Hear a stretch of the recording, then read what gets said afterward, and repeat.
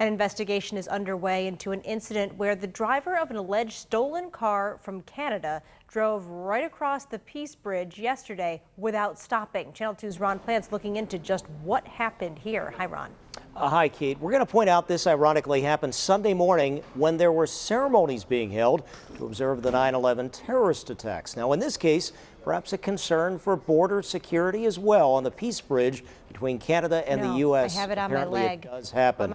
Now, in this case, state police report that a driver who had stolen a car from Canada drove straight through the Customs and Border Protection inspection booths at the Peace Bridge Plaza in Buffalo, and then was pursued by troopers as they saw the vehicle traveling erratically at high speed on the thruway. Troopers say they tried to stop the car, described as a silver Mercedes sedan, but the driver took off and was only stopped about 90 miles later near Canandaigua, south of Rochester. As you see right there in cell phone video sent to NBC Channel 10 in Rochester, state police were able to use a stop strip to deflate the tires.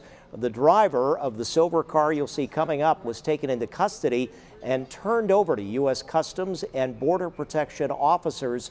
Now, Dr. Steve McMartin, a former customs inspector and now professor at Hilbert and Medaille colleges, says sometimes people, especially the elderly, can go through an inspection area by mistake. Although this incident, though, does have some concerns for him, even though that driver was located and stopped. When I'm asked to talk about border security or homeland security issues, it's a subject I bring up.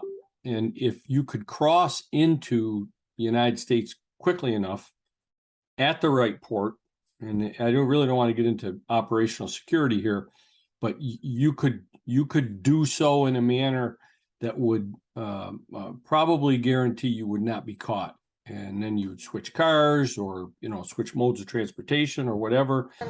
U.S. Customs and Border Protection did not comment on this incident directly, but did say the case has been turned over to the U.S. Attorney's Office here in Western New York for prosecution.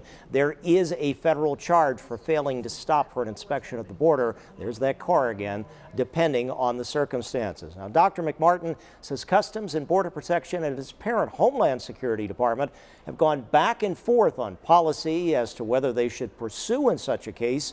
They actually have Dodge Charger pursuit vehicles like other law enforcement, but in this case, it appears the duty was turned over to the state police and Border Patrol. So far, no identity given on the driver here, any charges filed against the individual.